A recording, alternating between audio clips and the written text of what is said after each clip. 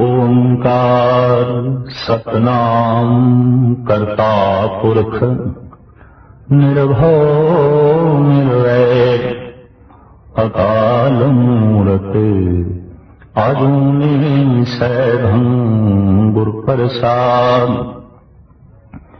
आसा महला पहला वार सलोका नाल श्लोक भी मैले पहले के लिखे टुंडे असराजे की धुनी। श्लोक महला पहला बलहारी गुरे अपने देवहारी सदवार जिन मानस ते देवते किए करत न लागी वार। मल्ला दूजा जे सौ चंदा उगवे सूरज चढ़े हजार एते चानन होंदिया गुर बिन घोर अंधार। मल्ला पहला नानक गुरु न चेतन मन अपने सोचे छुटे तिल बुआड़ जूं सुने अंदर खेत खेते अंदर छुटिया कौ नानक सोनाए। फलिए फुलिए बपुड़े भीतन विछे स्वाव पौड़ी। आपी ने आप साजियो आपी ने रचियो नाम दुई कुदरत साजिए कर आसन डिठो चाओ। दाता करता आप तुस दे करे पसाओ। तू जानो ही सबसे दिल ऐसे जिंद को आओ कर आसन डिठो चाओ कर आसन डिठो चाओ। जगत गुरु बाबा गुरु नानक देव जी महाराज की अद्वितीय रचनावां दे चों एक महान अमर कलाम आप जी की पावन बाणी जिसका नाम आसा दीवार है।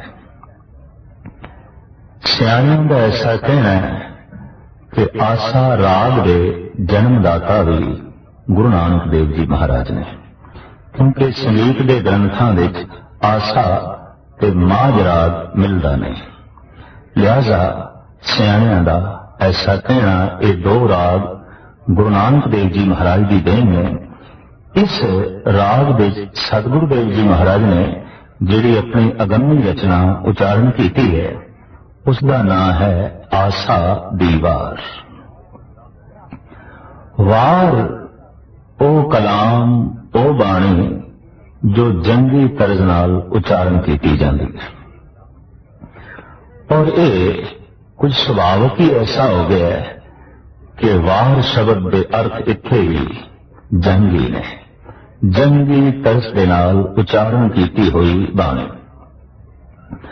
हिंदुस्तान जिथे संतां महापुरुषां दा देश है उथे सूरबीर महाबली ते जोधियां दा देश भी यह है।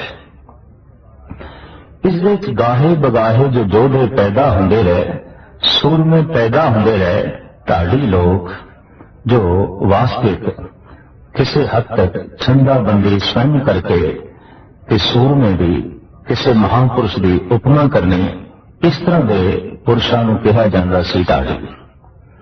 ये धुन भी खुद बनाते सन, ये तर्ज खुद अपने अंदरों पैदा करते सन। लिहाजा आसा दीवार के जी धुन चढ़ी हुई है उस धुन का नाम है टुंडे असराजे की धुन।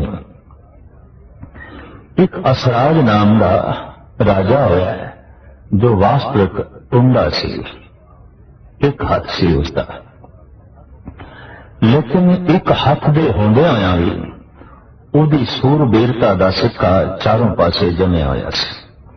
उहदी सियाणप बड़ी दूर दराज तक फैली हुई सी और उसने अपने सियाणप ते अपने बाहुबल दे नाल बहुत कुछ प्राप्त किया होया सी और चारों पासे उसका दबदबा सी। सियाने ढाडी लोगों ने आप की उपमा विच, असराज की उपमा विच जो गीत गाए कि जिस तरज विच गाए, जिस धुन विच गाए, उस धुन का नाम पै गया टुंडे असराजे की धुने। उंज गुरु ग्रंथ साहब जी महाराज विच वारां दे उपर इस तरीके दियां 9 धुना चढ़िया हुई ने, जिहदे एक ये धुन है, फिर चंद्रहाड़ा सोइयां की धुने गावने, लल्ला बहरीमा की धुने गावने, ये इत्यादक ये धुना ने। एक तर्ज, ऐसी तर्ज जो किसी संगीतकार के नाल ही जुड़ के रह गई और उसके नाल जुड़ के रह गई, जिसकी उपमा विच वो गीत ते तर्ज उच्चारण की गई। ये धुना गुरु अर्जन देव जी महाराज को इतनियां प्यारियां लगियां, इतनियां चंगियां लगियां कि आपने उन्होंने धुना भी गुरु ग्रंथ साहब जी महाराज के थां दे दी। गुरु ग्रंथ साहब जी महाराज जिथे कविता साहित्य के अद्वितीय खजाने ने, ज्ञान के महासागर ने, उत्थे संगीत के भी महान अथाह न मुकण वाले सागर ने। किसी भी पक्ष तो गुरु ग्रंथ साहब जी महाराज को लईए जिंदगी के हर मसले का हल ते जिंदगी के हर मसले की पूर्णता गुरु ग्रंथ साहब जी महाराज विचों प्राप्त होंदी है।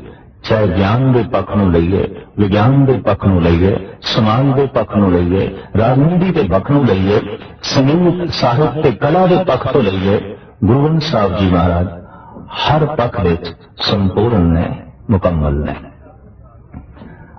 साहिब श्री गुरु नानक देव जी महाराज दीयां अगम्मी बाणियां जपजी साहब, सिद्ध गोष्ठ, तुखारी 12 माह, इस तरह दीयां महान बाणियां विचों आप एक महान बाणी है आसा दिगार। इस विच दर्शन, फिलसफा, अध्यात्मिकता और भाव, इन्हां सारे धार्मिक चिन्हां गुरु नानक देव जी महाराज ने बड़े सोहने ढंग नाल उजागर किया है। गुरु ग्रंथ साहब जी महाराज की बनी हुई मर्यादा के मुताबिक इस बाणी के उपर ही पहले मंगलाचरण है, मूल मंत्र है, लिहाजा उसके अखरी अर्थ एक ओंकार, वो एक है जिस तो उत्पत्ति, पालना ते नाश हो रहा है। वो सत स्वरूप है, उसका नाम सत्य है, वो कृत नहीं करता है और ऐसा करता है कि अपनी कृत विच पूरे होया है, व्यापक है। वो भय तो रहत है, वैर तो रहत है, काल तो रहत है, लेकिन कल्पना मात्र नहीं है, मूर्तिमान है। वो जन्म विच नहीं है और सुते सित अपने आप तो आप ही प्रकाशमान है। वो गुरु है ते प्रसाद, वो दया की मूर्ति है, वो रहमत का खजाना है। आसा महला पहला वार सलोका नाल, सलोक भी महले पहले के लिखे। ये वार महले पहले भी है, ये सारी की सारी वार जिस जितनियां पौड़ियां ने साहिब श्री गुरु नानक देव जी महाराज दियां उच्चारण की हुई ने, लेकिन ये शब्द जिहड़े नाल जुड़े ने, सलोक भी महले पहले के, सिर्फ पौड़ी ही गुरु नानक देव जी महाराज की उच्चारण की हुई नहीं, सलोक भी गुरु नानक देव जी महाराज के उच्चारण किए ने। वार शुद्ध रूप दे सिर्फ पौड़ियां ही ने, सलोक गुरु अर्जन देव जी महाराज ने बाद विच जोड़े ने। जेड़े जेड़े सलोक वारां विच पौड़ियां नाल शमूलियत नहीं हासिल कर सके, ऐसे सलोकां नूं गुरु अर्जन देव जी महाराज ने गुरु ग्रंथ साहब जी महाराज के अखीर विच दर्ज करके ते उन्हां दा सिरलेख लिखिया, सलोक वारां तो वधीक। वो सलोक जो वारां विच नहीं समा सके, वारां दे नाल नहीं जोड़े जा सके। तो आसा राग के अंदर ये वार उच्चारण की हुई है कि दिते हुए इस सिरलेख के मुताबिक श्लोक भी पहले पातशाह जी दे ने। श्लोक महला पहला, प्रथम श्लोक। बलहारी गुर आपने देवहाड़ी सदवार, जिन मानस ते देवते किए करत न लागी वार। प्रथम श्लोक विच गुरु की उपमा, गुरु की महिमा। दरअसल मां बाप पुੱਤ ਨੂੰ जन्म देंदे ने, गुरु देवते ਨੂੰ जन्म देंदा है। मां बाप सुत ਨੂੰ जन्म देंदे ने, गुरु संत ਨੂੰ जन्म देंदा है। मां बाप भौतिक शरीर ਨੂੰ जन्म देंदे ने, गुरु अध्यात्मवाद ਨੂੰ जन्म देंदा है, रूहानी शरीर ਨੂੰ जन्म देंदा है। लिहाजा गुरु की महिमा सतगुरु देव जी महाराज इंज बयान करते हैं, बलहारी गुर अपने, मैं अपने गुरु तो बलहारने जाना, सदके जाना, दोहाड़ी सदवार, एक दिन विच मैं सैकड़े सैकड़े दफा कुर्बान जाना, सदके जाना, बलहार जाना। क्यों? इतनी गल स्पष्ट है कि जिस तो कुछ प्राप्त होवे उही प्यारा लगता है कि उस तो कुर्बान होने नूं जी करता है। कि जेड़ा कोई खो लवे, जेड़ा कोई चीना झपटी करे, उस तो सदके होने नूं जी नहीं करता, बल्कि उन्होंने स्वयं ही खत्म करने नूं जी करता है। जगत दे विच साडा वैर उस दे नाल हुंदा है जेड़ा साडे कोल कुछ खोवे, जगत दे साडा प्यार उस दे नाल हुंदा है जेड़ा कुछ देवे। हकीकत है गुरु परमात्मा चीना झपटी नहीं जानते, देना ही जानते हैं। वड्डा दाता तिल ना कमाए, वो इतना वड्डा दाता है, पहाड़ा जितनी दौलत सुख शांति दे के भी, राय जितना भी, तिनके जितना भी तमा नहीं रखता, भाव मंग नहीं रखता।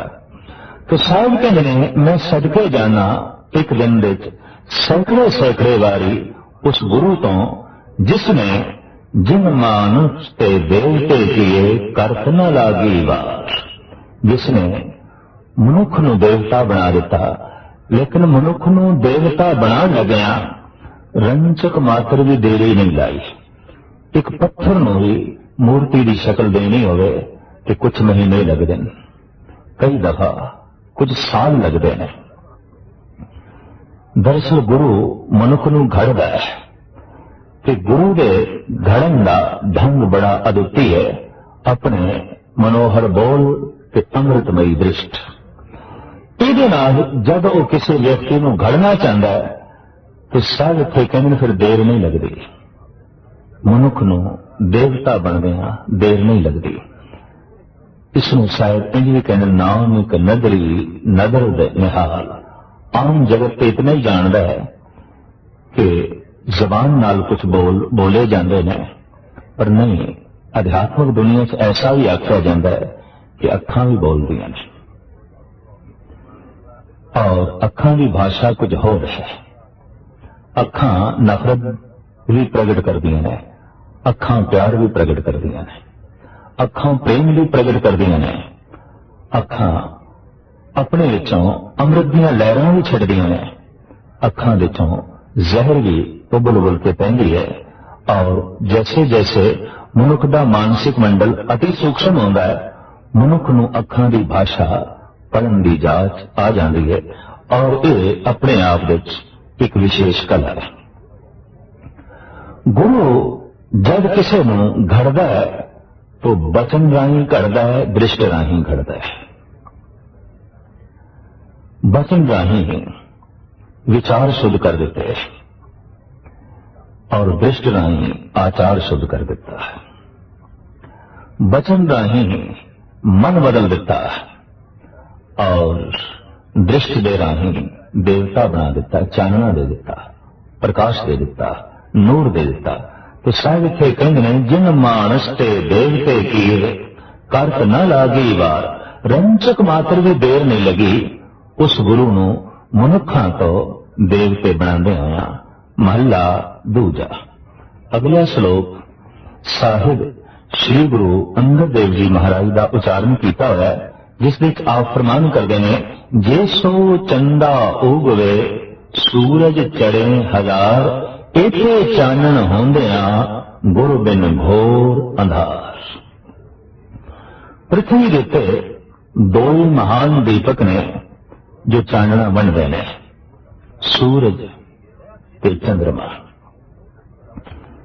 भौतिक पदार्थ सानू सूरज की रोशनी नाल दिखाई देंदे ने, संसार सानू सूरज की रोशनी नाल दिखाई देंदा है, पर निरंकार ते गुरु की रोशनी नाल ही दिखाई देगा। गुरु के चानने नाल ही दिखाई देगा। इंज कह लीए गुरु एक ज्योति है, गुरु एक जोत है, गुरु एक फिलसफा है, गुरु एक नूर है, गुरु एक तन नहीं, गुरु एक महान रोशनी है, महान विचार है, महान नूर है। सूरज का चानना बाहर पदार्थ का ज्ञान दे देंदा है, उसकी असलियत साढ़े सामने रख देंदा है। अंधकार में कुछ भी नहीं पता चलता किहड़ी चीज कित्थे पई है और किहड़ी चीज की है। इस सब कुछ का बोध सूरज की रोशनी विच पता चलता है। पर मैं कौन हाँ, मैं की हाँ, ये गुरु ज्योति गुरु के चानने तो ही पता चलता है, गुरु की रोशनी तो ही पता चलता है। पृथ्वी ते सूरज का चानना हर वक्त नहीं होता, पृथ्वी पे रात आ जाती है। पर इतनी गल स्पष्ट है, सूरज विच हर वक्त चानना है, पर जब पृथ्वी सूरज तो कंध कर लेती है तो पृथ्वी के उस हिस्से विच अंधकार छा जाता है। गुरु एक जोत है, नूर है, और उस दे हर वक्त ये नूर है, वो नूर हर वक्त वंड रहा है। पर जब मनुख बेमुख हो जाता है, जब मनुख पिठ कर लेंदा है, तो उस नूर तो वांझा रह जाता है, उस चानने तो वांझा रह जाता है।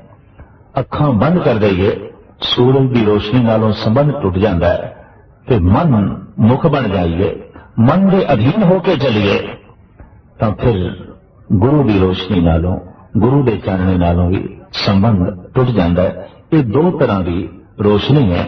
एक रोशनी हो जो साडी अखां नूं मिलदी है, ये पदार्थ का उस तो बोध मिलता है। एक रोशनी हो जो साडे मन नूं मिलदी है कि उहदे नाल परमात्मा का बोध मिलता है, ईश्वर का बोध मिलता है।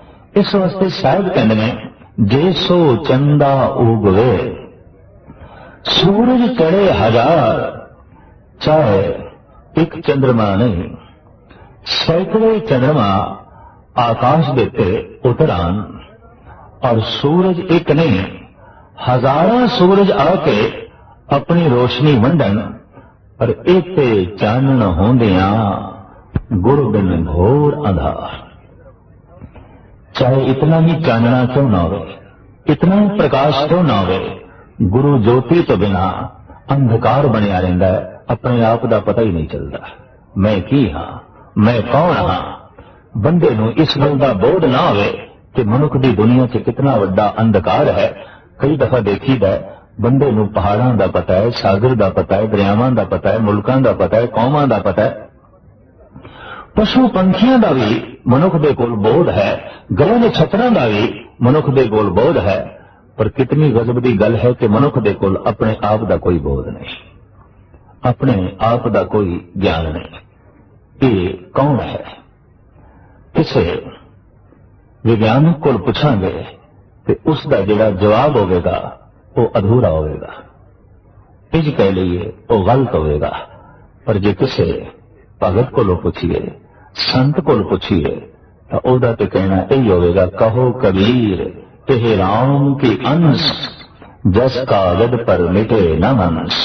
मैं ते राम की अंश हाँ, मैनू पता चल गया है मैं उस सूरज की किरण हाँ, मैनू पता चल गया है मैं उस सागर की लहर हाँ। पर यह पता चलता है गुरु चानने विच, इसका बोध मिलता है गुरु ज्योति नाल। इस वास्ते साहिब कहते हैं कि एक चंद्रमा नहीं सैकड़े चंद्रमा, एक सूरज नहीं हजारों सूरज जे आसमान देते आके अपनी रोशनी वंडन, तां अपने आप का बोध नहीं मिलता, पता ही नहीं चलता कि मैं कौन हाँ, मैं की हाँ। ये गुरु ज्योति नाल ही पता चलता है। इस वास्ते गुरु एक ऐसा महान नूर है जिस तो हजारों सूरज कुर्बान किए जा सकते हैं। गुरु एक ऐसा महान चानना है जिहदे सामने हजारों चंद्रमा तुच्छ ने। जे सो चंदा उगवे सूरज चढ़े हजार, एते चानन होंदिया गुरु बिन घोर अंधार। मल्ला पहला, नानक गुरु न चेतने मन अपने सुचेत।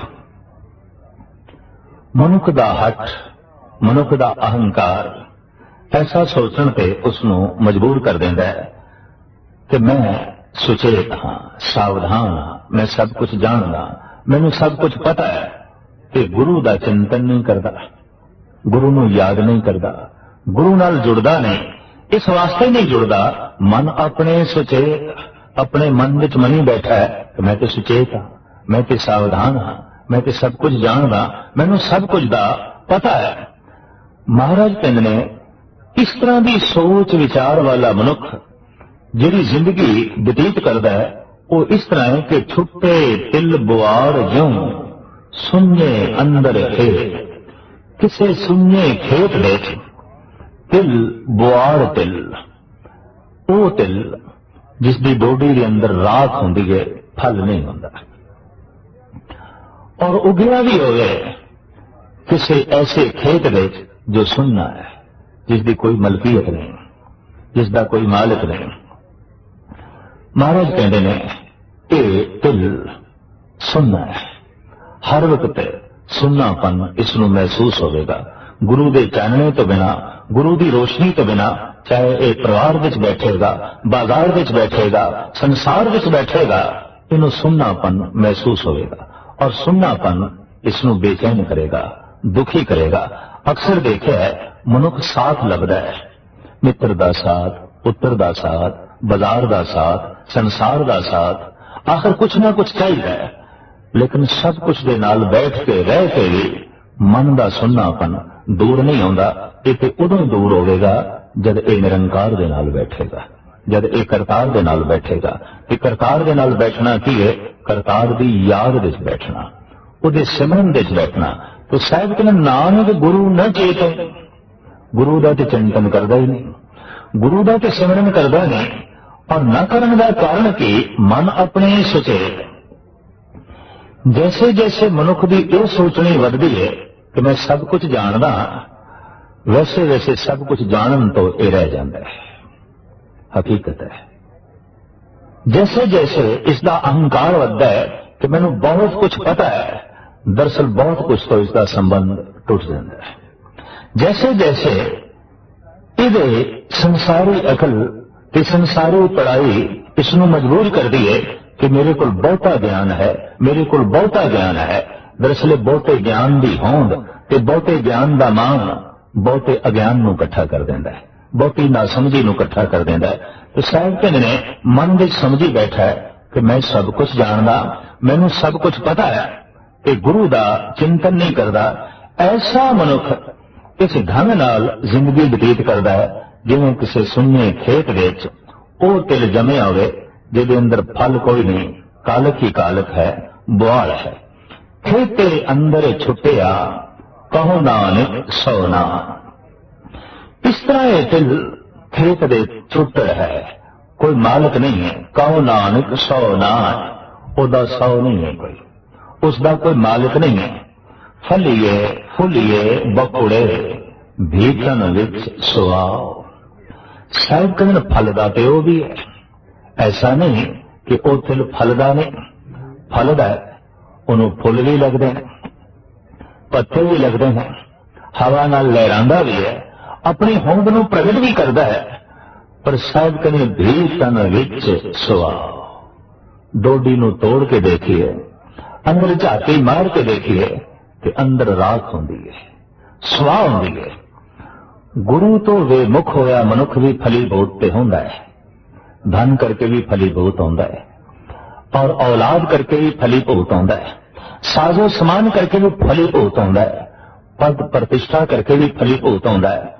और उसका फलीभूत होना चारों पासे दिखाई भी देंदा है, बेटे बहुत फलीभूत होया। ऐसा नहीं है कि भगत फलीभूत होंदे ने, नास्तिक भी फलीभूत होंदे ने। ऐसा नहीं कि दयालु फलीभूत होंदे ने, बल्कि जालिम भी फलीभूत होंदे ने।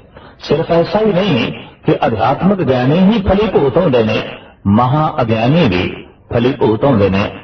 और ये जरूरी नहीं कि सिर्फ देवते ही फलीभूत होंदे ने, राक्षस भी फलीभूत होंदे ने, दैंत भी फलीभूत होंदे। लाजमी नहीं है कि शरीफ मनुख ही फलीभूत होंदे ने, बल्कि शैतान भी फलीभूत होंदे ने। पर शैतान का फलीभूत होना, राक्षस का फलीभूत होना, नास्तिक का फलीभूत होना इंज है साहिब कहन जैसे किसी छुट्टे तिल या छुट्टे खेत देख बिना मालिक दे खेत विच कोई बूटा उगया तिल दा, मालिक कोई नहीं है, निखसम है। हकीकत है कि मालिक ना होवे तो चिंतावां बहुत सहेल लेंदियां। भाई वीर सिंह ने कभी तो कह देता है, हे ईश्वर मैं तेरे पिंजरे विच रह के ही खुश हाँ। क्यों? एक तो बिल्ली का डर गया, दूजा रिजक की चिंता, रोजी की चिंता ये भी गई। हे ईश्वर, हे परमात्मा, कितना चंगा होवे कि मैं तेरे हाथ दे पिंजरे विच कैद होवां, निश्चिंत हो जावां। दरअसल परमात्मा की कैद भी एक महान सुतंत्रता है, इस संसार की महान सुतंत्रता भी एक महान कैद है। हकीकत है ये गल वखरी है कि सुतंत्रता की प्यास मनुख के प्राणों विच है, पर जगत के सुतंत्र रहिंदा होया भी मनुख कैद है। असी रोज मनुख तो सुनते हैं, की करा मैं मजबूर हाँ, की करा मैं मजबूर हाँ। कि मजबूर हाँ ऐसा कहना इस गल का सबूत है कि तू कैद विच है, तू गिरफ्त विच है, तू पकड़ विच है, तू सुतंत्र नहीं। और ये मजबूरी जिंदगी की हर थां ते प्रगट होती है, किधरे समाज के तल ते, किधरे अर्थव्यवस्था के तल ते, किधरे राजनीतिक तल ते बंदा कह देंदा है मैं मजबूर हाँ। किधरे रोग के तल ते, किधरे सोग के तल ते मनुख कह देंदा है मैं मजबूर हाँ, मेरा वस नहीं चलता। और यही गल एक कैदी कह देंदा मैं मजबूर हाँ, पिंजरे च डके आना। मजबूरियां अलग अलग हो सकदियां ने, ये जेलां वख वख हो सकदियां ने, लेकिन हैं सारे कैदी। मजबूरियां वख वख हो सकदियां ने पर मजबूर सारे ही ने। पर जिहड़ा एक दफा परमात्मा की कैद विच चला जाता है, परमात्मा के पिंजरे की कैद विच चला जाता है, उहदी याद, उहदे सिमरन, उहदे भरोसे, उहदे सिदक ते उसकी होंद की कैद की जगह अपने आप को कोई लीन कर लेंदा है तो महान सुतंत्रता का फल उसकी झोली विच पैंदा है। इंज कह लो जो जप तप के नियम विच, जो महापुरुषों के बनाए हुए नियम विच अपने आप को गिरफ्त कर लेंदा है, सच्ची सुतंत्रता का आनंद वही माणदा है, पूर्ण तौर पर मोक्ष का आनंद वही माणदा है। साहिब कहते हैं फलदे फुलदे ते नास्तिक भी ने, दुष्ट लोग भी फलीभूत होंदे ने। सिर्फ ऐसा ही नहीं है कि शरीफ बंदे, सियाणे बंदे, दानी बंदे, गुणवान बंदे फलीभूत होंदे ने, नहीं, नास्तिक भी फलीभूत होंदे ने। ऐसा नहीं कि अंब का दरख्त ही फलीभूत होंदा है, अक दे दरख्त भी फलीभूत होंदे ने। सिर्फ ऐसा नहीं कि अंगूरां दी शाखा नूं ही, बेलां नूं ही अंगूर लगदे ने, फल लगदे ने, बल्कि कंडियाली झाड़ियां नूं भी फल लगदे ने। सिर्फ ऐसा ही नहीं कि अमरूद नूं ही फल लगदे ने, निम नूं भी फल लगदे ने। पर फर्क सिर्फ इतना है, एक नूं मिठे फल लगदे ने, एक नूं कौड़े फल लगदे ने। एक दे फल अमृत रस नाल भरे हुए ने, एक दे फल जहर दे नाल भरे हुए ने। लिहाजा भगत भी फलीभूत होंदे ने, नास्तिक भी फलीभूत होंदे ने। गुरु नूं भुला के, गुरु तो दूर रह के जिहड़े फलीभूत होंदे ने, साहिब कहन उन्हां दा फलीभूत होना इंज है, फलिए फुलिए बपुड़े भी तन विच सुआओ। वो फलदे ने, फुलदे ने, लेकिन अंदर उन्हां दे सुआह हुंदी है, गिरी नहीं हुंदी, रस नहीं हुंदा, फल नहीं हुंदा। जिवें वो छुट्टड़ तिल, बुआर तिल, उन्हों खोलिए तो अंदर तिल नहीं है, अंदर गिरी नहीं है, राख है, वो अंदरों जलिया होया है। इस तरीके नाल सी फलीभूत होंदा ते देखदे हैं कईयां नूं बड़े सुंदर वस्त्र पहने हुए ने, औलाद है, धन है, संपदा है, जस है, मान मर्यादा है, पर थोड़ा जिहा सीना चीर के देखिए अंदरों जलिया होया, अंदरों सड़िया है। और इतना जलिया है, इतना सड़िया है कि बेचैनी बाहर आके पैंदी पई है, सेक बाहर आके जो है निकलते पे ने, प्रगट हो रहे हैं। तो प्रथम ये जिहड़े श्लोक आशा दीवार दियां इन्हां महान पौड़ियां नाल जो जुड़े हुए ने, इहदे विच गुरु की महिमा, गुरु की उपमा है और गुरु नूं महान ज्योति आख्या गया है। गुरु महान सूरज है, गुरु महान चंद्रमा है, जिहदी रोशनी विच अपने आप का पता चलता है, अपनी होंद का पता चलता है, अपनी कालख का पता चलता है, ते अपनी कालख नूं दूर करने की समर्था प्रदान होंदी है गुरु ज्योति करके, गुरु बख्शिश करके, गुरु रहमत करके। गुरु नानक दे घर नूं ही गुरु घर आख्या जाता है। वख वख जिहड़ियां जगत दे संप्रदावां प्रगट होईयां, उन्हां विच गुरु नानक ने जिस संप्रदा नूं जन्म दिता उसनूं ते आख्या ही जाता है गुरु घर। ते गुरु घर विच जो आ गया वो शिष्य हो जाता है, वो सिख हो जाता है। तो जिहड़ा गुरु के विचार नूं अपनी झोली च पा लैंदा है, वो फिर इस ढंग नाल फलीभूत होंदा है कि फल भी मिठे, फुल भी सोहणे खूबसूरत, छाया भी महान ते संघनी। साहिब श्री गुरु नानक देव जी महाराज ने इन्हां श्लोकां विच गुरु की उपमा की है। पौड़ी विच जो विचार है वो अगां इस प्रकार है। पौड़ी आपी ने आप साजियो, आपी ने रखियो नाम, दुई कुदरत साजिए कर आसन डिठो चाओ। दाता करता आप तुस देवे करे पसाओ। तू जानो ही सबसे दिल से जिंद को आओ। कर आसन डिठो चाओ, कर आसन डिठो चाओ। आसा दीवार दी पहले पातशाह जी की उचारण की थी ये पहली पौड़ी, जिस विच एक मूल प्रश्न नूं सतगुरु देव जी महाराज अखे रख के उसका उत्तर देंदे ने।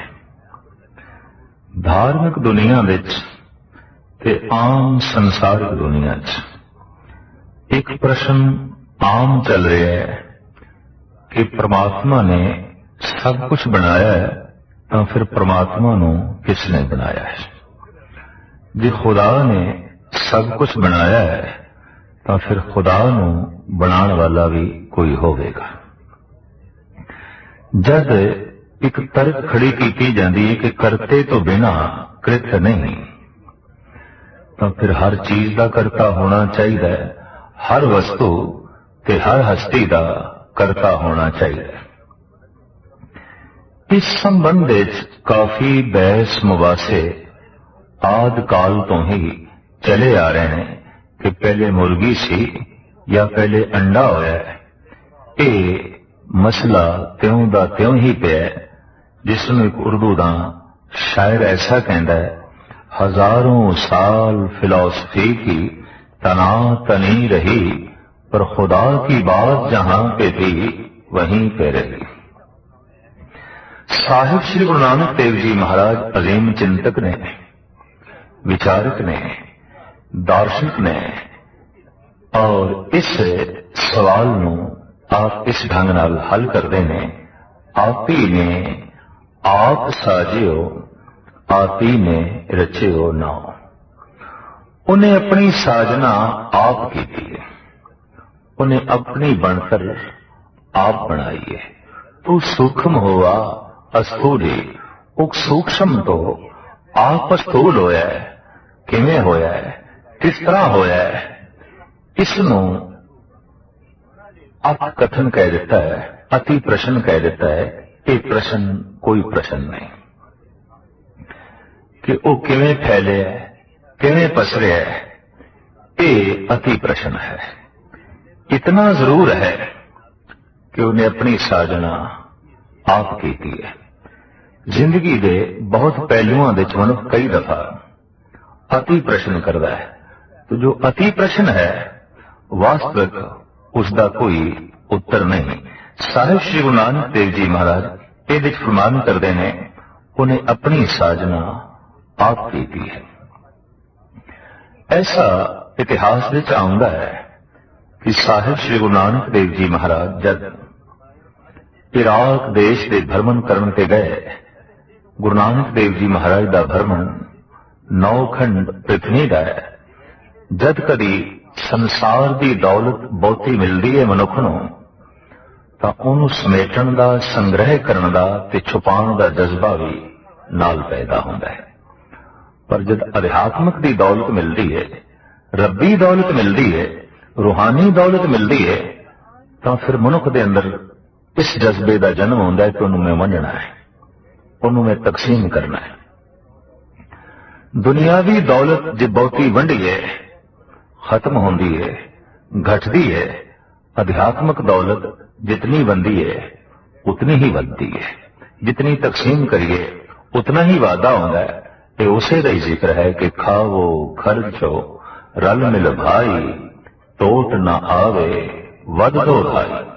वास्तविक धन ओही धन है जिदे वंडदियां वधे, जो वंडदियां घटदा है वो धन नहीं। इस वास्ते नाम नूं भगत जना ने परम धन आख्या। नाम की दौलत नाल जद गुरु नानक दा हिरदा माला माल होया तो आप वंडन लई चल पे।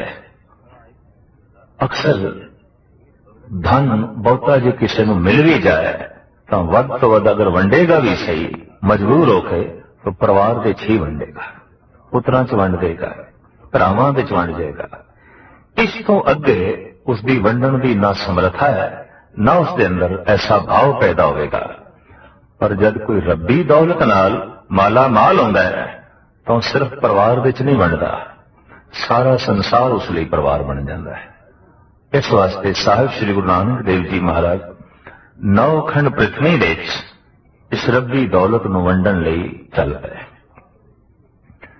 इराक विच जद आपने सतनाम की बांग दिती, बांग इसलिए कह रहा कि बांग की तरज के उत्ते ही सतनाम का उचारण किया, जिसका जिक्र भाई गुरदास जी करते हैं। दिती बांग निवाज कर सुन समाद हुआ जाना। ऐसी बांग, ऐसी सदा कि लोगों के मन सुन हो गए। जिथे विचार शांत हो जान, फुरने रुक जान, उसनों कहते सुन अवस्था, सुन समाद। जैसे शरीर के श्वास रुक जान तो कह देने शरीर सुन हो गया है। मन विच विचार रुक जान तो मन सुन हो गया। एक बांग नाल जिन्हां दे मन सुन हो गए, एक आवाज नाल जिन्हां दे मन सुन हो गए, उस आवाज विच कितनी कशिश सी, उस आवाज विच कितना जादू सी, उस आवाज विच कितना रूहानी ज्ञान सी ते कितना रूहानी आनंद सी। भाई साहब कहते ने सुन मुन नगरी हो गई, सारे अपने आप विच लीन हो गए। इस ढंग की सदा गुरु नानक देव जी महाराज ने दी है। और कहते हैं यह सदा भी निकलती है सुन हिरदियां चो, सुन मन विचों। जद मनुख का मन निर्विचार हो जाता है तो उहदे चों जिहड़ी आवाज निकलती है उहदे च बरकत होंदी है, उहदे च ताकत होंदी है कि दूजियां दे मन नूं भी वो निर्विचार कर देवे, दूजियां दे मन नूं भी वो सुन कर देवे। थोड़ी देर तो बाद ये इकट्ठ आप दे आले दुआले होया, लेकिन बिख अमृत बसे एक संगा। जिथे अमृत होंदी है, जिथे अमृत दे सागर ने, उत्थे जहर भी होंदी है। और ये हकीकत है कि चंदन नूं सप लिपटे ही रहंदे ने। शरई मनुख ते शरा दी कुलतन नाल भरे जिहड़े लोक न सन, वो भी गुरु नानक दे आले दुआले आके जमा होए ते उन्होंने तरह तरह की तर्क गुरु नानक ते शुरू की। ये सारे गुरु नानक देव जी महाराज नूं पीर दस्तगीर दे कोल लै गए, जो इराक विच उस वक्त मुखी फकीर सी और बगदाद विच दीनी तालीम दीनदार लोगों नूं देंदा रहिंदा सी। सिंघासन ते बैठे पीर दस्तगीर और थल्ले खड़े रहे गुरु नानक, आले दुआले मजमा लोकां दा। पीर दस्तगीर ने सवाल किए गुरु नानक देव जी महाराज से, आख्या ऐ हिंदी फकीर, मेरे अंदर जदों दी मैं साधना कर रहा, जदों दी मैं इबादत कर रहा, 3 सवाल गूंजते ही रहते हैं कि खुदा तो पहले की सी। जे खुदा ने सब कुछ बनाया है ਤਾਂ ਫਿਰ ਖੁਦਾ ਨੂੰ ਕਿਸ ਨੇ ਬਣਾਇਆ ਹੈ। ਦੂਸਰਾ ਸਵਾਲ ਹੈ ਖੁਦਾ ਰਹਿੰਦਾ ਕਿੱਥੇ ਹੈ, ਤੇ ਤੀਸਰਾ ਸਵਾਲ ਹੈ ਖੁਦਾ ਕਰਦਾ ਕੀ ਹੈ। ਸਵਾਲ ਇੱਕ ਬੋਝ ਹੁੰਦਾ ਹੈ, ਪ੍ਰਸ਼ਨ ਇੱਕ ਭਾਰ ਹੈ, ਤੇ ਜਿਸ ਮਨ ਵਿੱਚ ਬਹੁਤੇ ਪ੍ਰਸ਼ਨ ਹੋਣਗੇ ਉਹ ਮਨ ਬਹੁਤਾ ਬੋਝ ਲਵੇਗਾ। ਜਦ ਕੋਈ ਮਨੁੱਖ ਬਹੁਤਾ ਹੀ ਅੰਤਰਭਾਵ ਵਿੱਚ ਆਪਣੇ ਆਪ ਨੂੰ ਬੋਝਲ ਮਹਿਸੂਸ ਕਰੇ ਤਾਂ ਸਮਝ ਲੈਣਾ ਸਵਾਲਾਂ ਦੀ ਬਹੁਤੀ ਪੰਡ ਇਹ ਚੁੱਕੀ ਫਿਰਦਾ ਹੈ। ਸਿਰ ਦੇ ਉੱਤੇ ਬਹੁਤਾ ਭਾਰ ਹੋਵੇ ਤੇ ਚੱਲਣਾ ਔਖਾ ਹੋ ਜਾਂਦਾ ਹੈ। ਮਨ ਦੇ ਉੱਤੇ ਸਵਾਲਾਂ ਦਾ ਬਹੁਤ ਸਾਰਾ ਭਾਰ ਹੋਵੇ ਤਾਂ ਵੀ ਮਾਯੂਸੀ ਤੇ ਮੁਰਦਮੀ ਛਾ ਜਾਂਦੀ ਹੈ, ਔਰ ਇਹ ਸਵਾਲਾਂ ਦਾ ਬੋਝ ਜਵਾਬਾਂ ਦੇ ਨਾਲ ਹੀ ਉਤਰਦਾ ਹੈ। ਪ੍ਰਸ਼ਨਾਂ ਦਾ ਬੋਝ ਉੱਤਰਾਂ ਦੇ ਨਾਲ ਹੀ ਉਤਰਦਾ ਹੈ। ਹਰ ਨਵਾਂ ਦਿਨ ਕਿਸੇ ਨਵੇਂ ਪ੍ਰਸ਼ਨ ਨੂੰ ਜਨਮ ਦਿੰਦਾ ਹੈ ਤੇ ਅਜੇ ਪੁਰਾਣੇ ਪ੍ਰਸ਼ਨ ਉਹਨਾਂ ਦਾ ਹੱਲ ਮਿਲਿਆ ਨਹੀਂ ਆਉਂਦਾ। ਨਵੇਂ ਪ੍ਰਸ਼ਨਾਂ ਦਾ ਬੋਝ ਹੋਰ ਵੱਧ ਜਾਂਦਾ ਹੈ ਤੇ ਹੁੰਦਾ ਕੀ ਹੈ, ਸਹਿਜੇ ਸਹਿਜੇ ਮਨੁੱਖ ਪ੍ਰਸ਼ਨਾਂ ਦੇ ਬੋਝ ਥੱਲੇ ਹੀ ਦਬ ਕੇ ਰਹਿ ਜਾਂਦਾ ਹੈ। ਜ਼ਿੰਦਗੀ ਕੀ ਹੈ, ਜ਼ਿੰਦਗੀ ਕਿਉਂ ਹੈ, ਜ਼ਿੰਦਗੀ ਕਿੱਥੋਂ ਹੈ, ਇਸ ਤਰ੍ਹਾਂ ਦੇ ਪ੍ਰਸ਼ਨ ਔਰ ਇਸ ਦੇ ਨਾਲ ਮਿਲਦੇ ਜੁਲਦੇ ਹੋਰ ਹਜ਼ਾਰਾਂ ਪ੍ਰਸ਼ਨ, ਇਹਨਾਂ ਵਿੱਚ ਦਬੀ ਹੋਈ ਹੈ ਮਨੁੱਖ ਦੀ ਜ਼ਿੰਦਗੀ, ਮਨੁੱਖ ਦਾ ਇਹ ਜੀਵਨ। ਪੀਰ ਦਸਤਗੀਰ ਨੇ ਇਹ ਪ੍ਰਸ਼ਨ ਗੁਰੂ ਨਾਨਕ ਦੇਵ ਜੀ ਮਹਾਰਾਜ ਦੇ ਅੱਗੋਂ ਰੱਖੇ ਕਿ ਇੱਕ ਪ੍ਰਸ਼ਨ ਮੈਨੂੰ ਬੜਾ ਬੋਝਲ ਲੱਗਦਾ ਹੈ, ਇੱਕ ਪ੍ਰਸ਼ਨ ਮੈਨੂੰ ਬਹੁਤ ਭਾਰੂ ਕਰੀ ਬੈਠਾ ਹੈ। ਅਕਸਰ ਦੇਖਿਆ ਗਿਆ ਕਿ ਮਨੁੱਖ ਕਹਿ ਦਿੰਦਾ ਅੱਜ ਮੈਂ ਬੜਾ ਬੋਝਲ ਬੈਠਾ, ਅੱਜ ਮੈਂ ਬੜਾ ਭਾਰੂ ਬੈਠਾ। ਭਾਰ ਕੀ ਹੈ? ਇੱਕ ਵਿਚਾਰ ਦਾ। ਭਾਰ ਕੀ ਹੈ? ਇੱਕ ਸਵਾਲ ਦਾ। ਭਾਰ ਕੀ ਹੈ? ਇੱਕ ਪ੍ਰਸ਼ਨ ਹੈ। व्यापारिक दुनिया के अपने प्रश्न, राजनीतिक दुनिया के अपने प्रश्न, समाजिक दुनिया के अपने सवाल, ते धार्मिक दुनिया की अपनी जो है समस्या। पीर दस्तगीर ने कहा कि यह प्रश्न जो मैनू बार बार बोझल करता है वो ये है कि खुदा तो पहले की सी और खुदा नू किसने बनाया। जे सब कुछ खुदा ने बनाया है कि जे इस तर्क नू प्रबल मन लईए तो फिर खुदा नू बनाने वाला भी कोई होना चाहिए। दूसरा, आया खुदा रहिंदा किथे?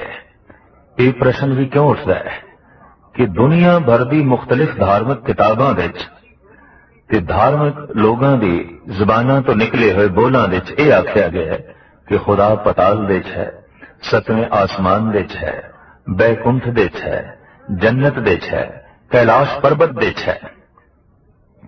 गरज के इस तरह के अनेक तरह के सवाल ने, उन्हां दा ये जवाब है कि लभो अगर खुदा नू तो सतवें आसमान ते लभो। मैं थोड़े दिन होए एक लतीफा पढ़ रहा सी।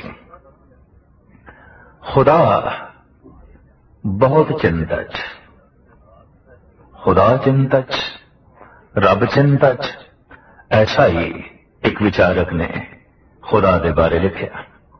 देखते फरिश्तियां दा इकट्ठ परमात्मा के आले दुआले होया, खुदा के आले दुआले होया ते देवतियां ने पूछया भगवान चिंता केड़ी गल दी? चिंता इस गल दी है कि मनुख की पहुंच बहुत वध गई है ते मैं सोचदा मैं कित्थे रहां, क्योंकि जिथे मनुख पहुंचेगा मनुख की पहुंच ने हर थां नूं नरक बनाना है। क्योंकि अज तक जिथे जिथे मनुख पहुंचे है उन्हें नरक नूं जन्म दिता है और जिथे जिथे मनुख मौजूद है उत्थे उत्थे नरक ही है। इस वास्ते मनुख ने भी मान लिया है कि स्वर्ग किसी होर थां ते होवेगा, किसी उच्ची थां ते होवेगा। कम से कम जिथे मैं हाँ उत्थे ते नरक है, चाहे वह मनुख पहाड़ ते है ते चाहे वह मनुख जमीन ते है, चाहे वह मनुख किसी थां ते भी रह रहा है, उसने हर थां नूं नरक बनाया हुआ है और उसने नरक मन भी लिया है। इस वास्ते स्वर्ग की कल्पना वो किधरे सतवें आसमान ते कर बैठता है या सतवें पताल विच कर बैठता है या कैलाश पर्वत ते कर बैठता है या किसी होर गैबी थां ते। तो परमात्मा का यह प्रश्न देवतियां दे अगों मैं कित्थे वसां, किस थां ते वसां, जिथे मनुख ना पहुंचे।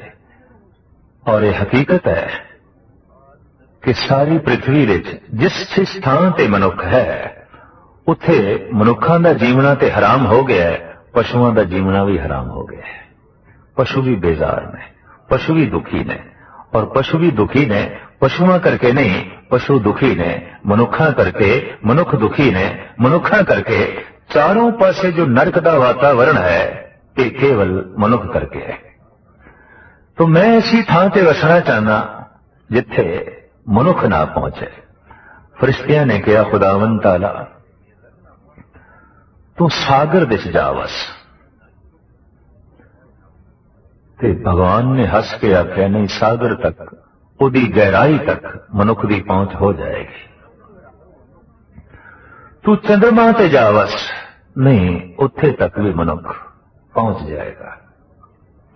तू पहाड़ां दियां उचियां चोटियां ते जा बैठ, नहीं, वो भी बंदे ने सर कर लेनियां ने, उत्थे भी मनुख ने जाके पहुंच जाना है। फिर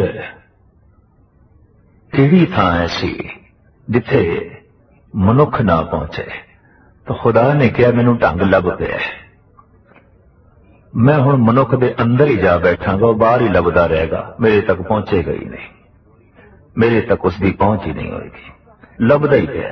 हुण आद काल तो मनुख कोई सतवें आसमान ते लभण की कोशिश पिया करदा है, कोई पाताल विच लभण की कोशिश पिया करदा है, कोई कैलाश पर्वत ते लभण की कोशिश पिया करदा है, कोई सागर दे गहरे तल दे चों लभण की कोशिश पिया करदा है, कोई दरियावां दे बहण दे चों लभण की कोशिश पिया करदा है, कोई पवन दी छां छां दे चों लभण की कोशिश पिया करदा है। जबकि कौन इसनूं दसे वो तेरे अंदर है, बाहर क्यों भटकदा है?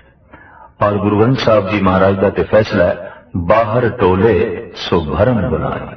अपने तो बाहर जिहड़ा लभना है वो पदार्थ ही है, वो परमात्मा नहीं है। वो वस्तु होवेगी, वो वासुदेव नहीं है। वो संसार होवेगा, वो निरंकार नहीं है।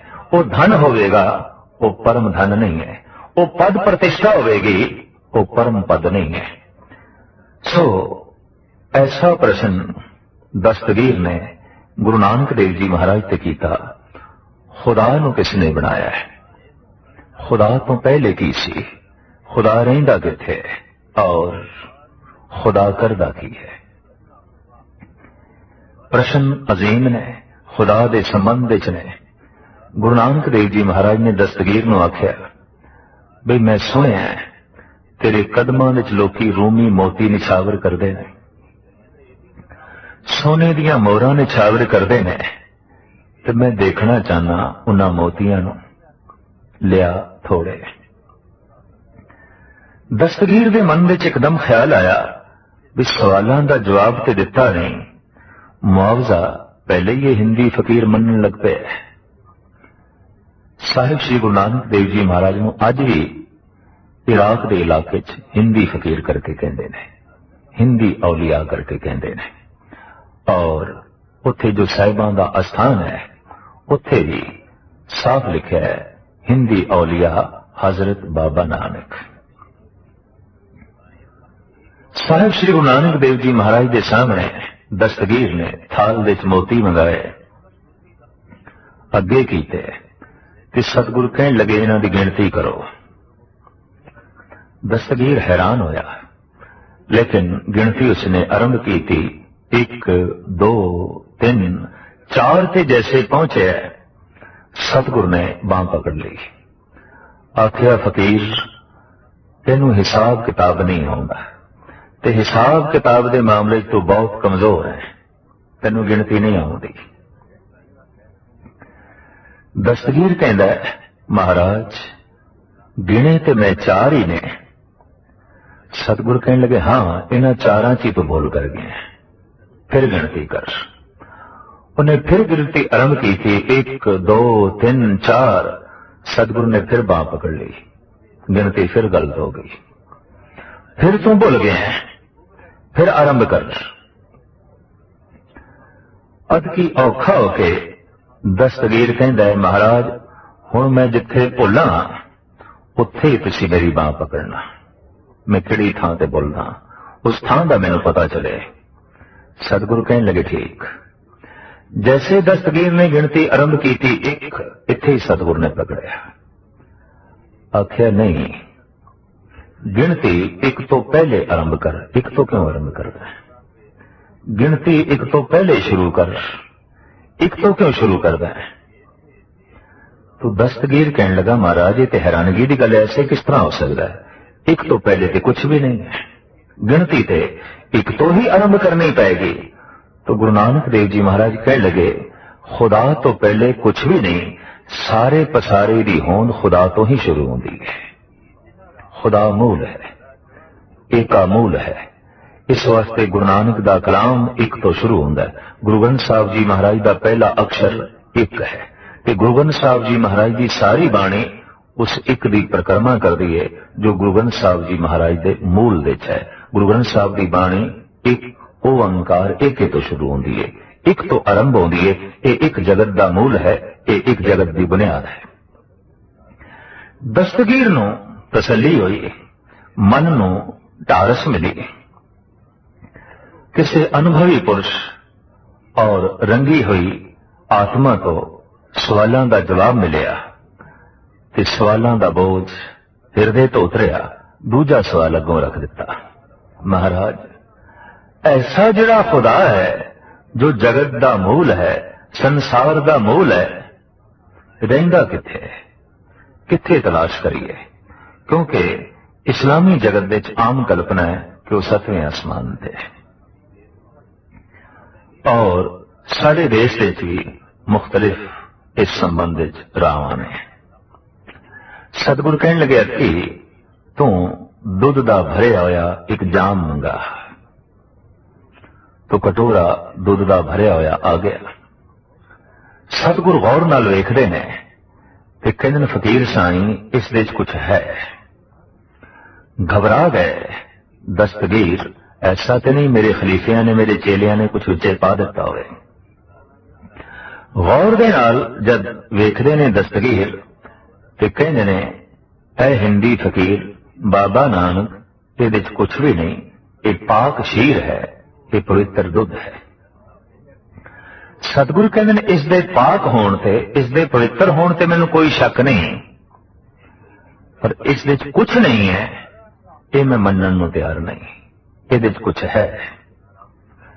तो दस्तगीर कहंदा की है? सतगुरु कहंदे ने कि वो है। ते हुण तू दस किथे है कि नहीं? दस्तगीर कहंदा कि वो ते है। ते महाराज कहंदे ने फिर किथे है दस? महाराज है ते सही पर दिखाई नहीं देता, है ते सही पर दृष्टि गोचर नहीं होता। सगल बनस्पत में बैसंतर, सगल दूध में हिया, ऊंच नीच में जोत समानी, घट घट माधो जिया। जिवें दुध दे जर्रे जर्रे विच कण कण विच घ्यो है, जगत दे जर्रे जर्रे विच वो प्रभु आप है, वो करता पुरख आप है। जितनी उसकी बनतर है, जितनी उसकी कृत है, वो सारी कृत विच आप बैठा हुआ है। फिर दस्तगीर ने प्रश्न किया, महाराज ऐसा जिहड़ा परमात्मा इतना शक्तिशाली वो करदा की है? उहदा धंधा की है? उहदा कम की है? आखिर शक्ति दा वेग, शक्ति दा कम है कुछ करना, उहदा धंधा की है? आखिर उसकी कोई कृत भी होगी, आखिर उसका कोई धंधा भी होगा। सारियां विच बैठ के वो की करदा है? सतगुरु कहंदे ने दस्तगीर तेरे सवाल बहुत सारे ने कि तू ऐसे सवाल करदा जाएगा, मैं जवाब देंदा जावांगा, पर मैं हुण सोचदा पिया तू खुदा दी तौहीन कर रहे हैं। क्योंकि खुदा दा रूप होंदा है खुदा दा ज्ञान, खुदा दी असली तस्वीर होंदी है उसदी विचार, ते तू उसदे विचारां दी, तू उसदे ज्ञान दी तौहीन कर रहे हैं। क्योंकि तू खुद सिंहासन ते बैठा है ते मेरे कोल विचार सुन रहे हैं, मैं थल्ले खड़ा। दस्तगीर दा मन काफी पिघल चुके सी। कहने लगा फिर महाराज मैं की करा? सतगुरु कहने लगे फिर तू ओही कर जो कुछ तेनों करना चाहिए। तू थल्ले आके बैठ, मैं सिंहासन ते बैठांगा और सिंहासन ते बैठ के मैं तेनों सवालों का जवाब देंगा, जो नियम है, जो विधान है।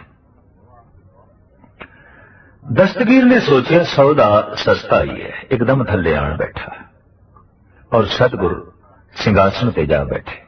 बैठते ही आप ते विस्मात तारी हो गया, आप हलूल कर गए, आप समाधि लीन हो गए। थल्ले बैठा दस्तगीर कहंदा महाराज छेती दसो खुदा करदा की है। मुस्कुरांदे हुए गुरु नानक ने नेत्र खोले, आख्या दस्तगीर खुदा यही कुछ करदा है, जो सिंहासन ते बैठा हुंदा है उन्हों थल्ले ला छड़दा है, जो थल्ले हुंदा है उन्हों सिंहासन ते बिठा देंदा है। छिन में रंग राव को करे, राव रंग कर डारे, रीते भरे भरे सखनावे, ये तां को व्यवहार है। गुरु तेग बहादुर साहब जी महाराज कहने उसका व्यवहार है, ये उसका धंधा है। खालियां नूं भर देंदा है, भरियां नूं खाली कर देंदा है। हासे विच रोना पा देंदा है, रोने विच हासा पा देंदा है। जिंदगी विच मौत पा देंदा है, फिर मौत विच जिंदगी पा देंदा है। नफे विच नुकसान पा देंदा है, नुकसान विच फिर नफा पा देंदा है। इज्जत विच बेइज्जती नूं जन्म दे देंदा है और फिर बेइज्जती विच इज्जत पैदा हो जाती है। इस ढंग का यह उस प्रभु का धंधा है, खालियां नूं भरना, भरियां नूं खाली कर देना, फिर भर देना, फिर खाली कर देना। यह उस प्रभु की एक लीला है, यह उस प्रभु का एक धंधा है, यह उस प्रभु का एक काम है। दस्तगीर गुरु नानक दे पैरी आके पे जिस सिंहासन से दस्तगीर ने बिठाया, ये अमर सिंहासन अज तक भी बनया हुआ है और उस दे उत्ते बकायदा उस दस्तगीर ने एक तख्ती लगवाई सी उस जमाने विच, जो अज तक भी लगी हुई है। मोटे हरूफ दे उत्ते लिखा हुआ है रब्बुल मजीद हजरत बाबा नानक। थल्ले 4 बारीक लाइनां ने पुरानी अरबी विच, जिसका तर्जमा इस ढंग नाल करवाया गया है कि रब्बुल मजीद हजरत बाबा नानक इत्थे आए, उन्हां दे आवन दे नाल आबे हयात दा चश्मा फुटिया, जिहदे नाल अरब दी तपदी हुई जमीन भी सरसब्ज हुई। और यह यादगारी स्थान बड़े शान शौकत दे नाल बगदाद रेलवे स्टेशन दे कोल मौजूद है। साहिब श्री गुरु नानक देव जी महाराज सारी पृथ्वी दे भ्रमण करदे होया इस ढंग दे प्रश्न, इस ढंग दे जो सवाल सन उन्हां दा जवाब देंदे रहे। चाहे वो जवाब सवाल योगी करन, चाहे हरिद्वार दे ब्राह्मण करन, चाहे बनारस दे पुरोहित करन, चाहे मक्के दे हाजी करन, चाहे बगदाद दे पीर करन, गुरु नानक देव जी महाराज कोल हर बशर लई जवाब मौजूद है और आप जवाब देंदे गए। साहब अज दी इस पावन पवित्र पौड़ी विच फरमान कर रहे हैं कि उस परिपूर्ण परमात्मा ने अपनी साजना आप की है, उसकी साजना किसी दूसरे तीसरे ने नहीं की। आप ही ने आप साजे हो, आप ही ने रचे हो ना। उन्हें अपनी हस्ती आप ही रची, उन्हें अपनी बनकर आप ही बनाई है, उन्हें अपनी ताकत आप ही प्रगटाई है। दुई कुदरत साजिए कर आसन डिठो जा। दूजा उसने सूक्ष्म तो अपने आप को अस्थूल किया है। कुदरत कला ये प्रकृति इहदी साजना करके ते इहदे च आप बैठ के इनू अपना आसन बना के ते वेखदा है चाव नाल। रेत दे जर्रे च भी बैठा है, सूरज दीयां किरणां विच भी बैठा है, सागर दीयां लहरां विच भी बैठा है, पहाड़ां दी बर्फानी चोटियां च भी बैठा है, कीड़े विच भी बैठा है, हाथी विच भी बैठा है। हस्ती कीर्ति त्रिलो आदम एक अखंडत बसे अनादम। ये सारे उसका आसन ने। हर आसन ते बैठा है, चाहे रेत दे जरियां दा आसन है ते चाहे सूरज दीयां किरणां दा आसन है, चाहे पहाड़ां दीयां चोटियां दा आसन है ते चाहे सागर दीयां लहरां दा आसन है। ये हर आसन दे ते विराजमान है ते बड़े चाव नाल विराजमान है। दाता करता आप तू तुस डेरे करे पसाओ। तू जिथे इस सब कुछ दा करता है, हे प्रभु तू सब कुछ दा दाता भी है। उठ के प्रसन्न होके तू हर जीव नू खुश करदा है, उन्होंने मन मर्जी के मुताबिक उन्होंने वस्तु देना है। ऐसा तू दाता है, ऐसा तू करता है। तू जानोई सब से दे लैसे जिंद को आओ। ते तू सब कुछ नू जानदा है। तेनू पता है रेत दे जर्रे दी की लोड़ है, तेनू पता है कीड़ी दी की लोड़ है, तेनू पता है हाथी नू की दरकार है, और तेनू पता है कि खंड ब्रह्मंड जो बड़े ग्रह नक्षत्र तारे ने इन्हां दी की लोड़ है, मनुखां दी की लोड़ है। तू सारियां दी दिलां दी जानन वाला है, तू हर एक दा गोज पता रखण वाला है। तैनू किसे दा ठिकाना पता पुछण दी लोड़ नहीं, क्योंकि तू सब नाल संबंध जोड़ी बैठा है ते तू सब कुछ नू जानना है। तू जानोई सब से दे लैसे जिंद को आओ, और आवाज मार के एक दिन दिती हुई जिंद तू ले लेना है, वापस कर लेना है। कर आसन डिठो चाओ, जिंद देख भी बैठ के और शरीर देख भी बैठ के तू चाव नाल जगत नू वेखदा है, जिंद नू वेखदा है, शरीर नू वेखदा है, जरिया नू वेखदा है, सागर नू वेखदा है, अपनी साजी हुई कुदरत नू वेखदा है, प्रकृति नू वेखदा है। हर आसन दे उत्ते तू विराजमान है, पर बड़े चाव नाल, बड़े मलार नाल, बड़े खुश भाव दे नाल। इस तरीके नाल सतगुरुदेव जी महाराज इस पौड़ी च फरमान कर रहे हैं कि सब कुछ उसकी अपनी साजना है, और अपने आप की भी उसने ही साजना की है। इस संबंध में प्रश्न करना ये अति प्रश्न होगा कि खुदा ने जगत बनाया तो खुदा ने किस नू बनाया। सतगुरुदेव जी महाराज कहते खुदा ने ही खुदा नू बनाया, भगवान ने ही भगवान नू बनाया, परमात्मा ने ही परमात्मा नू बनाया। उसने अपनी साजना आप की।